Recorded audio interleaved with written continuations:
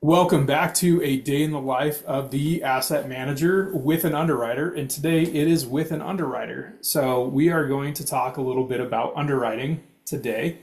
And one of the big topics that is currently, I don't know, plaguing us or something that we're currently facing on a couple of properties is when you are underwriting, how do you underwrite for like pools or parking lots or landscaping or exterior of the units.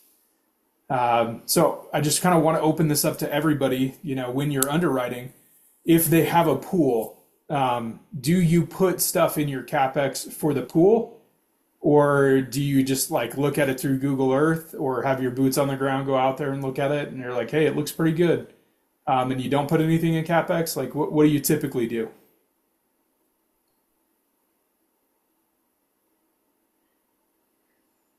10K in maintenance per year is a bit high, but it can happen. I got a story for you, bud.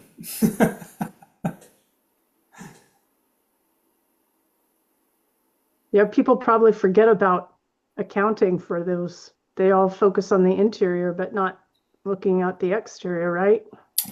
Yeah, and that's something that I've kind of run across, right? And like there's a difference between, being doomsday and trying to plan for the worst in every scenario because if you do that, you'll never be able to buy an apartment complex. I actually had a pretty lengthy conversation with somebody while we were raising for our apartment in Tyler, Texas. And they're like, "Hey, you have this much amount set aside for your insurance, and like, are you guys sure that you're going to pay that insurance price?" And it's like, "Well, we have a signed document saying that that is our insurance price for the year, and then we also put aside 12 months of insurance into a reserve that we don't touch unless we have to." So like hypothetically, our insurance could double overnight, and for the next year, we would never feel the effects of that. Like that's the goal of that bucket, right? I think that that's super conservative. I think it's very smart. I think that that's money that you can go and take and put into a CD and earn interest and be able to give back to your investors, even though we're keeping that money to the side. But he was like, "Well, I've seen it triple overnight." And I'm like, "What do you want me to do, man? Like, do you want me to put three times the amount in the reserves and triple the amount that we have in our budget? And then, if it comes out like good, then great. But, you'll never be able to buy anything." So it's this really fine line of like trying to be conservative, trying to find a way to be able to protect yourself and your investors, but still be able to close deals. And so I just wanted to talk a little bit about these things that we kind of never really think about. So I'll tell you my rule of thumb. If I jump in here and I see, okay, they have a pool, or if they have two pools or three pools, I try and set aside about $50,000 a pool. And the reason that I do that is I used to do like 10 because Mm. $10,000, man, if stuff comes up, we got to do extra things to it. We're probably a couple thousand here, a couple thousand there. We've had a couple of recent events where it is very expensive to get the pool open, right? Like when we were there, we looked at everything. The pool looked great. We had a pool inspector come. They said, "Hey, you have a couple of safety things that you'll have to change, but that's it." And then the county came down on us and said, "Actually, we got to close your pool down and you need to build a whole new pool or do like $75,000 in repairs." And building a whole new pool, the quote was like $120,000, which blows my mind because the hole's already there, right? And most of the plumbing is already there. So it was kind of crazy to think about. But so now I'm like, okay, so I need to set aside like $50,000 per pool because stuff happens, right? And so, I really appreciate David for saying, $10,000 in maintenance per year for a pool can seem high, but it can happen. It absolutely can happen. And usually our hold time is 5 to 7 years, so that's probably right on par with what I usually do, about $50,000 a pool. There's a lot more stuff and David posted in the chat about this also, about outside maintenance, right? So he said outside maintenance, $1,000 per unit per year is high, 150 is low. For 12 to 26-year-old units, does that sound about right? We've seen insurance rates and utilities rise too steadily lately. And so I don't like doing generic buckets.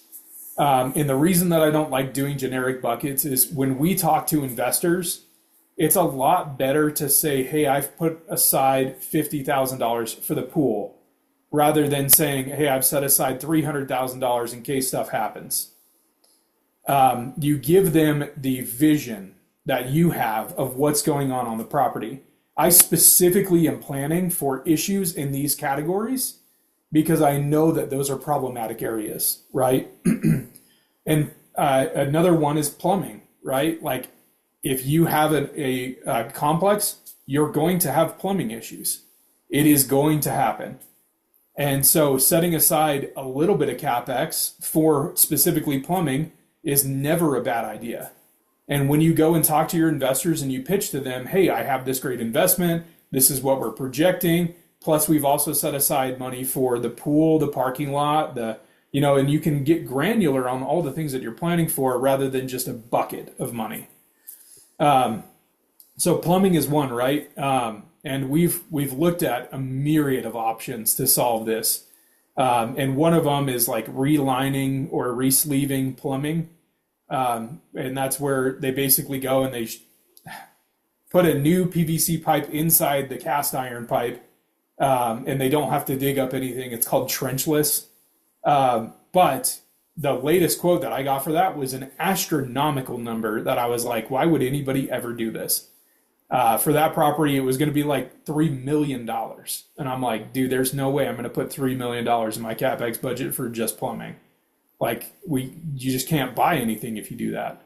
But if you know that your property is like 1975, you're probably going to have cast iron. You're probably going to have some plumbing issues. You probably should set aside like $1,000 a unit for plumbing issues.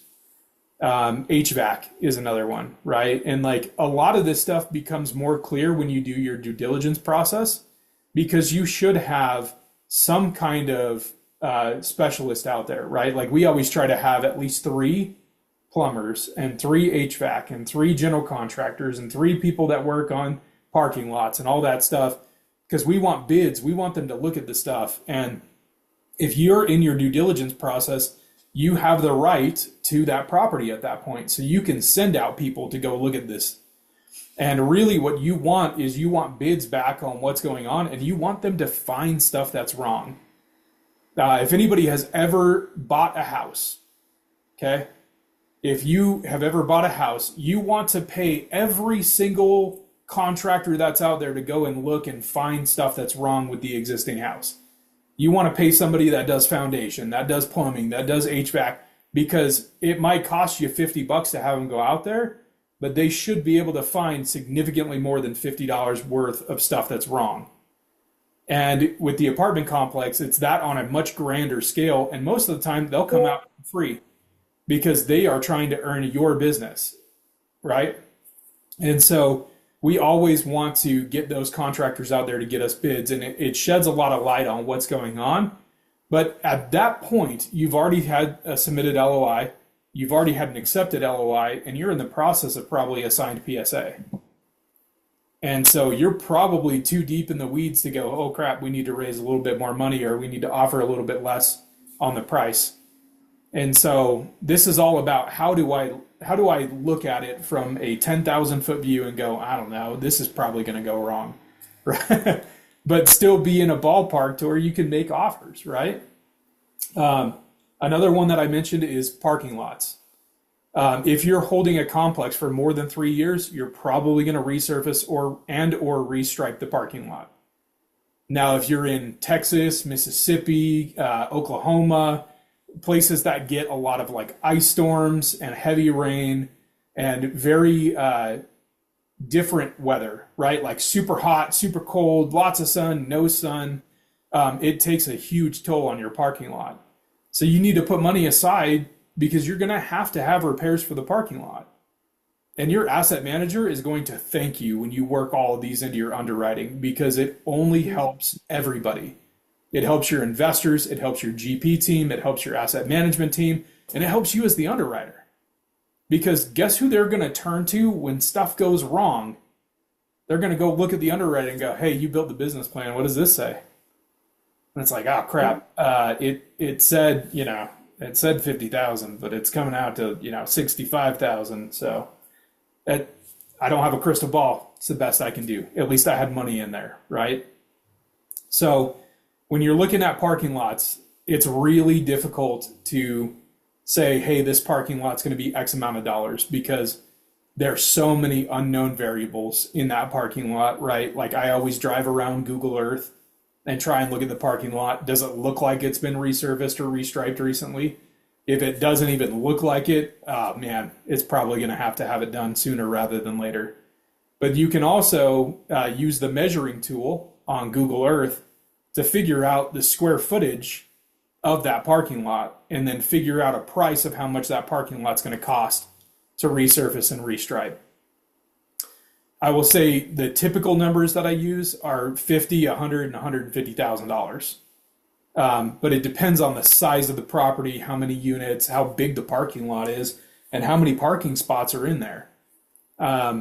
Those are the typical amounts, and I usually just try and round up because you'll never be sad that you have an extra $20,000 in your CapEx budget because it will get eaten up by other things because you underplanned for HVAC or you underplanned for plumbing. So these are just kind of rule of thumbs that I look at where I'm like, hey, when we're planning on CapEx budgets, how do we do this, right? Another one that a lot of people don't think about is when you're looking at the apartment complex, does it have good ratings on Google and Yelp and all the places that people are looking for apartment complexes? If it doesn't have good ratings, you're probably going to have to rebrand the apartment, which means new sign, new logo, new all that fun stuff. So if you're looking at really bad ratings, you probably need to budget that in your CapEx. So I often put like $10,000, $15,000 for rebranding. If it has really bad reviews and everything. Now, if it doesn't have bad reviews, then you probably don't want to rebrand, right? If it's a 4-star apartment complex and you're buying it, man, you better hold on to that 4-star and try and push it up to a 4.5. But rebranding it is going to take a really long time. So David asked how much for rebranding. It's a complicated question. When I put money into the CapEx for rebranding, I mostly am just thinking about we have to get a new sign. We probably need to get like banners and stuff that go up and say under new management or something like that. New monuments are in between like $7,000 and $15,000. Kind of just depends on monument is like a sign that goes out in the front, the really big one with the lights on it and everything. It's like $7,000 to $15,000 depending on the monument that you pick. And then the rest of the stuff like banners and everything, you can get them for a couple $100. So if you put $15,000 in there, it's really going to cover the bulk of what you need to do. But we also have a contingency budget of $1,000 per unit that goes into every complex that we buy. And that is like the end all be all catch all. And like I said, I don't like generic buckets. That's the one generic bucket that I always do is put $1,000 per unit because sometimes you are over budget, but hopefully you're under budget on other things. But in the end, you do have a safety net with that contingency bucket. So at what star level do you consider rebranding? That's a good question. It honestly depends on the reviews, like why are people giving it bad reviews, and then how many reviews. So if it has 5 bad reviews, you probably don't need to rebrand because you can get 10 5-star reviews and now you're a 4-star a 4-star apartment. So it depends on how many reviews. It depends on what people are saying, right? So if people are saying like this complex is trash because the apartments themselves suck, and I have all these issues and maintenance and all that stuff, you probably want to look at rebranding, especially if they have like more than 50 or 100 reviews, and especially if it's below a 3-star. Like if it's 3-star or lower, then I would definitely look at rebranding. But it really honestly depends on a lot of factors before you start making that decision. And usually you would consult with your GP team also on what they think about the reviews and how we would tackle that. I know with our complexes, we are very, very aware of our reviews, and we push to get more reviews. And we do a lot of community events to really kind of build up the perspective of the community.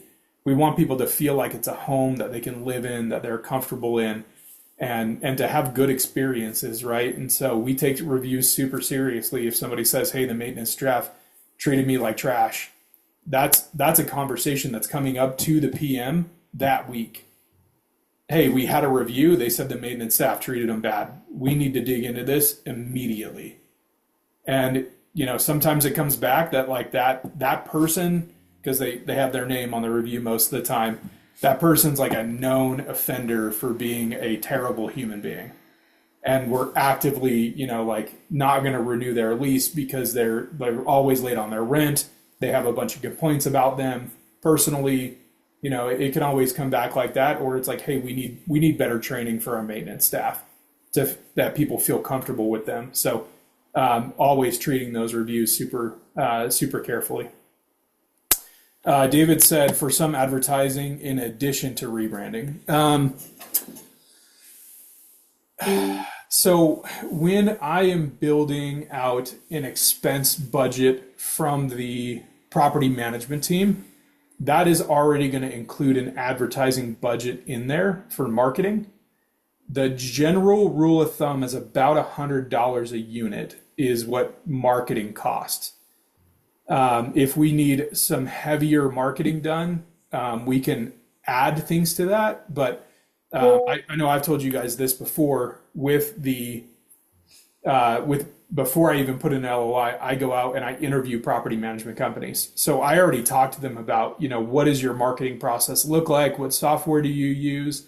How much would you charge us on this property for marketing? Okay, what does that include? Does it include going out to apartments.com and Zillow and all these other places? Does it include, a lease AI or some kind of chat bot that works with it? So we get pretty granular on the conversation with, where does this marketing fit into what we want to do? And so I usually don't add in extra advertising cost, even if we're trying to flip it. I would do that in my expenses for the property management company and build out a plan with them before we even have a signed PSA. And I would ask the other property management companies, like, what's your plan? And then I figure out the best plan between all three of them. So, but that's a great question, David. Thank you. So another thing that not a lot of people think about when you're looking at kind of CapEx is your exit strategy. So everybody wants to talk about, your return on your investment, increasing NOI, what the cap rate is going to be. You guys all know cap rates and rents always keep me up at night because that's just my life. But really, what's your exit strategy on the CapEx side? And so I typically like to put in some CapEx for the exterior landscaping. And some of that CapEx is going to be used when we first take over, because we might have to, do other things, like if there are low spots that water is not draining correctly, right? We want to be able to capture that through CapEx that we've raised. But we also want to have some kind of exit plan of, hey, we need to probably paint some of the buildings before we leave, or the rails or something like that. Like, we need stuff to pop. It has to look new and fresh and good while we're selling it, right? Like it would be the same with your home. It'd be like not cleaning your house before you have people come and look through your home for like a show. And so we always kind of want to put our best foot forward, and having a little bit in CapEx to be able to do that, even if it's just pressure washing. You have no idea the difference pressure washing a building, like the difference that it makes. And it's something that when we're looking to sell, it's something that we're going to do. We're going to go and we're going to pressure wash a whole bunch of stuff because it gets grimy, it gets dusty, it gets moldy. It doesn't matter what part of the country you're in, there is a problem and it needs to be pressure washed off. And so we always put a little bit in the CapEx budget for that. And like I said, so it's kind of split in two, whether it's, when we first take over, we have problems we need to fix. And then when we go to sell, so we want to put a little bit in the front and the back of it. Noel just said, my apartment complex just did a pressure washing. It's like night and day. For real. It'll change everything. It'll change perspective. It'll make that sidewalk look like it was, crumbling and terrible to like, man, they just put this new sidewalk in and I feel like $1 million. So it's actually something we've done on some of our properties we have in Mississippi. We were having a lot of mold growth problems on the exterior of the building. And so we bought a pressure washer, and our maintenance guys know how to use it. And now we have a rotating schedule. So every month, they have, depending on which site they're at, between 1 and 3 buildings that get pressure washed every month, and they just rotate it out. And so the buildings always stay pristine, the sidewalks stay great, and it cost us, I think it was $300 for the pressure washer, and it goes super fast because they're on a rotating schedule. They're not having to spend a lot of time after that initial cleaning with keeping up on it, and it's fantastic. So yeah, especially in a place like Mississippi where it rains a lot and there's a lot of mold and a lot of just things that grow. It definitely will change the feel of your apartment complex. All right, we got 4 minutes left. The last one I wanted to cover is the roof. So when you are looking at underwriting an apartment complex, you should know the age of the roof on all of the buildings. When were they last replaced? What material did they use? Did they use like a new method or new materials? And then I always still put at least a little bit of money into that budget, because again, we're holding it for 5 to 7 years. In 5 to 7 years, something is probably going to happen with your roof. You're probably going to have a leak. You're probably going to have some hail damage. You're probably going to have something. And most of the stuff that's going to happen with the roof, you do not want to call on your insurance in order to pay for that, because now you have a reoccurring expense that gets significantly higher. And so I don't set aside a ton of money on the roof if it doesn't need it, right? But if I'm looking at an apartment complex and it's been 20 years since the roofs have been replaced, I'm probably going to try and budget for full roof replacements. Because if I don't have to replace them, like have to replace them when I go to sell, I'm going to have to replace them, or I'm going to have to take a seller credit because people are going to look at it and go, yep, that needs to be replaced. So either way, I'm paying for it. And so always knowing the age of your roof and the condition of your roof is very important. And how much of the warranty is left? Yes. Although most of the time there is no warranty.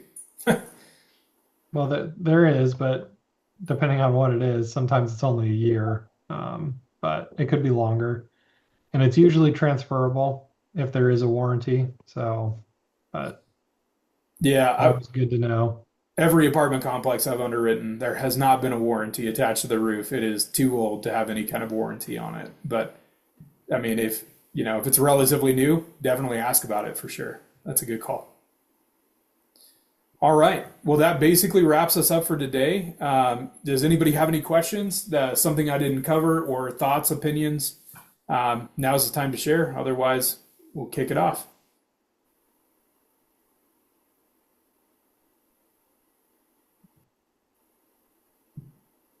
I need like All the very Joker. helpful.